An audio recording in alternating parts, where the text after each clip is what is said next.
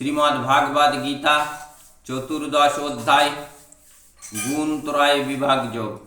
শ্রী ভগবান বলিলেন, পুনরায় তোমাকে আমি সর্বপ্রকার জ্ঞানের শ্রেষ্ঠ জ্ঞান বিষয়ে বলিতেছি, যাহা জানিয়া মুনি সকলে পরম সিদ্ধি লাভ করিয়াছেন। এই জ্ঞান লাভ করিলে জ্ঞানী আমারই স্বরূপ লাভ করেন, এবং তাহারা সৃষ্টিকালে আর জন্মেন না, প্রলয়কালে আর কোনো দুঃখ পান না। প্রকৃতি আমার গর্ভধানের স্থান, তাহাতেই আমি বীজ নিক্ষেপ করিয়া থাকি। হে অর্জুন, এই রূপে গর্ভদান হইতে সকল ভূতের সৃষ্টি হয়। হে অর্জুন, যত জীব সৃষ্টি হয় আমি সে সকলের পিতা, এবং প্রকৃতি সে সকলের মাতা।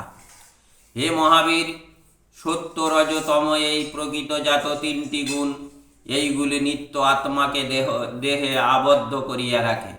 হে অর্জুন, এইগুলির মধ্যে সত্য গুণ হয় নির্মল, সেই হেতু প্রকাশকারী এবং অমলিন স্বভাব। ইহা জ্ঞান ও সুখ দ্বারা জীবাত্মাকে আবদ্ধ করে। হে অর্জুন, রজগুণকে আসক্তিময় জানিও, ইহা হইতে কামনা জন্মে, উহা মানবকে কর্মবন্ধনে আবদ্ধ করে।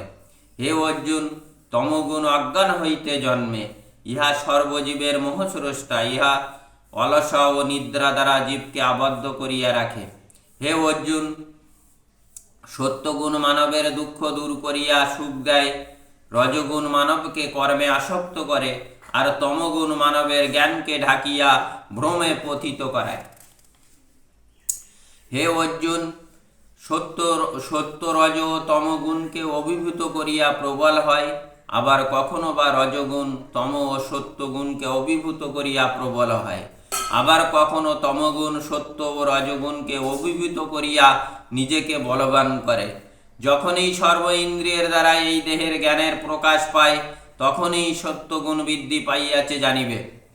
হে অর্জুন, যখন রজগুণ বৃদ্ধি পায়, তখন লোভে, কর্মে, প্রবৃত্তি, উদ্যম, অশান্তি এই সকল লক্ষণ জন্মায়। যখন তমগুণ বৃদ্ধি পায়, তখন কর্তব্যে অবহেলা, উদ্যমে অলস্য, অসাবধানতা এবং ভ্রম এই সকল লক্ষণ জন্মায়। যখন সত্যগুণ বৃদ্ধি হয়, তখনও যদি জীবের মৃত্যু হয়, তবে তথ্য জ্ঞানীরা যে নির্মল স্থানে যান, জীব সেই স্থানে যান। রজগুণ যখন বৃদ্ধি পায়, সেই কালে কাহারও মৃত্যু হইলে মানবজনিতে তাহার জন্ম হয়, আর তমগুণ যখন বৃদ্ধি পায়, সেই কালে মৃত্যু হইলে তিনি পশু পাখিদের মধ্যে যখন বৃদ্ধি পায় তখন পশু পাখিদের মধ্যে জন্ম লন।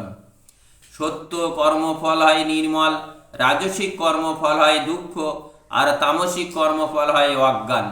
সত্যগুণ কর্ম করিলে প্রকৃত জ্ঞান জন্মে, আর রজগুণ কর্মের ফল লোভ, আর তমগুণ কর্মের ফল হয় জীবের অসাবধানতা, মোহ ও অজ্ঞানতা।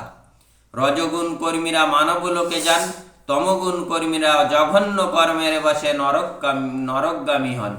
যিনি সকল কর্মের ব্যাপারে গুণী কর্তা বলিয়া জানেন, আর আত্মা গুণের অতীত বলিয়া জানেন, তিনিই আমার ভাব পাইয়া থাকেন। দেহে জীবিত কাল হইতে এই গুণত্রয়কে অতিক্রম করিয়া জন্ম, মৃত্যু, জরা, সুখ, দুঃখ হইতে মুক্ত হইয়া অমৃত লাভ করেন। অর্জুন বলিলেন, হে প্রভু, অতীতের লক্ষ্য গুণাতীতের লক্ষণ কি? তিনি কি প্রকার আচারযুক্ত, কি উপায়ে বা তিনি এই তিন গুণকে অতিক্রম করিয়া অবস্থান করেন? শ্রী ভগবান বলিলেন, হে অর্জুন, সত্য, রজ ও তমগুণের কার্যকে যিনি আত্মার কার্য বলিয়া মনে করিয়া উহায় আসক্ত বা বিরক্ত হন না, তিনিই গুণাতীত। যিনি উদাসীনের ন্যায় অবস্থান করেন এবং তিন গুণের প্রভাবে বিচলিত হন না, তিনিই গুণাতীত। যে জন সুখ, দুঃখ, প্রিয়, অপ্রিয়, নিন্দা, প্রশংসা সবই সমানভাবে দেখেন, তিনিই জ্ঞানী। মান অপমান, শত্রু মিত্র, স্বর্ণ পাথরে যিনি সমান মনে করেন, সর্বকর্মে যাহার স্থিতি, তাহাকেই গুণাতীত বলা হয়। যিনি আমাকে পূর্ণ ভক্তিযোগের দ্বারা সেবা করেন, তিনি সকল গুণ অতিক্রম করিয়া ব্রহ্মলাভে সমাপ্ত হয়। আমি ব্রহ্মের প্রতিষ্ঠা স্বরূপ বাসুদেব, আমি অমৃত অব্যয় স্বরূপ, আমি শাশ্বত ধর্ম এবং আমি ঐকান্তিক সুখের নিদান। ইতি গুণত্রয় বিভাগ যোগ নামক চতুর্দশ অধ্যায় সমাপ্ত। রাধে রাধে।